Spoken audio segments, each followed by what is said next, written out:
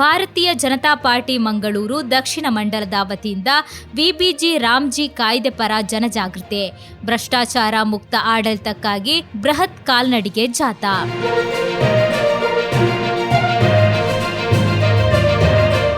BJP Mangaluru ನಗರ ದಕ್ಷಿಣ ಮಂಡಲ ವತಿಯಿಂದ ಕೇಂದ್ರ ಸರ್ಕಾರದ ವಿಬಿಜಿ ರಾಮ್ಜಿ ಕಾಯ್ದೆಯ ಬಗ್ಗೆ ಜನಜಾಗೃತಿ ಹಾಗೂ ರಾಜ್ಯದಲ್ಲಿ ಭ್ರಷ್ಟಾಚಾರ ಮುಕ್ತ ಆಡಳಿತಕ್ಕಾಗಿ ಬಿಜೆಪಿ ಜಿಲ್ಲಾ ಕಚೇರಿ ಬಳಿಯಿಂದ ಮಂಗಳೂರು ನಗರ ಪಾಲಿಕೆ ಕಚೇರಿವರೆಗೆ ಬೃಹತ್ ಕಾಲ್ನಡಿಗೆ ಜಾಥಾ ನಡೆಯಿತು. ಈ ವೇಳೆ ಮಾತನಾಡಿದ ಜಿಲ್ಲಾಧ್ಯಕ್ಷರಾದ ಸತೀಶ್ ಕುಂಪಲ, ಸ್ವತಃ ರಾಜೀವ್ ಗಾಂಧಿಯೇ ತಮ್ಮ ಸರ್ಕಾರ ₹1 ಕೊಟ್ಟರೆ ಅದರಲ್ಲಿ ಕೆಲವೇ ಪೈಸೆ ಮಾತ್ರ ಜನರಿಗೆ ತಲುಪುತ್ತದೆ ಎಂದು ಹೇಳಿ ವೈಫಲ್ಯ ವ್ಯಕ್ತಪಡಿಸಿದ್ದರು.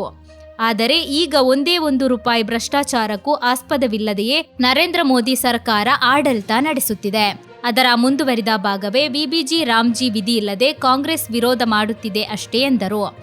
ಈ ದೇಶದಲ್ಲಿ ₹1 ಕೇಂದ್ರದಿಂದ ಕೊಟ್ರೆ 15 ಪೈಸೆ ಕೂಡ ಗ್ರಾಮ ಪಂಚಾಯತ್ಗೆ ಮುಟ್ಟುವುದಿಲ್ಲ ಅಂತ ಹೇಳಿರುವಂತದ್ದು ನಿಮ್ಮದೇ ನಾಯಕರು, ನಿಮ್ಮದೇ ಪ್ರಧಾನಮಂತ್ರಿ ಆಗಿದ್ದಂತ ರಾಜೀವ್ ಗಾಂಧಿ ಅವರು ಹೇಳಿರುವಂತ ಸತ್ಯವನ್ನ ಜನರಿಗೆ ಹೇಳುವಂತ ಕೆಲಸವನ್ನ ನೀವು ಮಾಡಬೇಕು ಅಂತ ವಿನಂತಿಯನ್ನ ಮಾಡ್ತೇನೆ.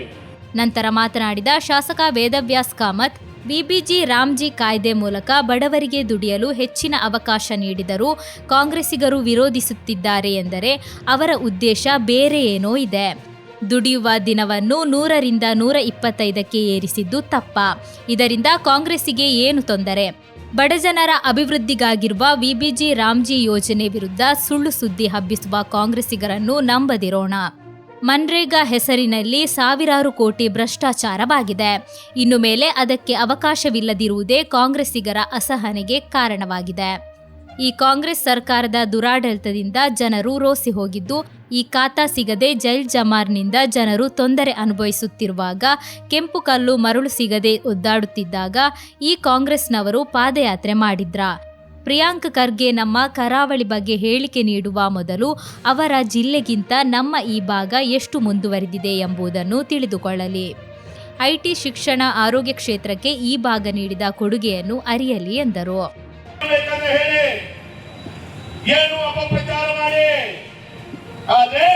ಈ ದೇಶದ ಜನರಿಗೆ ನರೇಂದ್ರ ಮೋದಿ ಅವರ ಮೇಲೆ ವಿಶ್ವಾಸ ಇದೆ.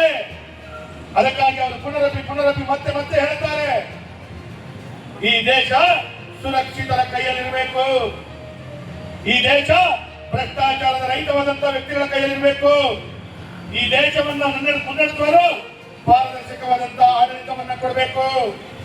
ಅದಕ್ಕಾಗಿ ಮಾನ್ಯ ಪ್ರಧಾನಮಂತ್ರಿಗಳಂತ ನರೇಂದ್ರ ಮೋದಿ ಅವರು ನಾವು ಬೆಂಬಲ ಮಾಡ್ತಾ ಇದ್ದೇವೆ ಅಂತ ಹೇಳುವಂತ ಮಾತನ್ನ ಉಲ್ಲೇಖ ಮಾಡ್ತಾರೆ.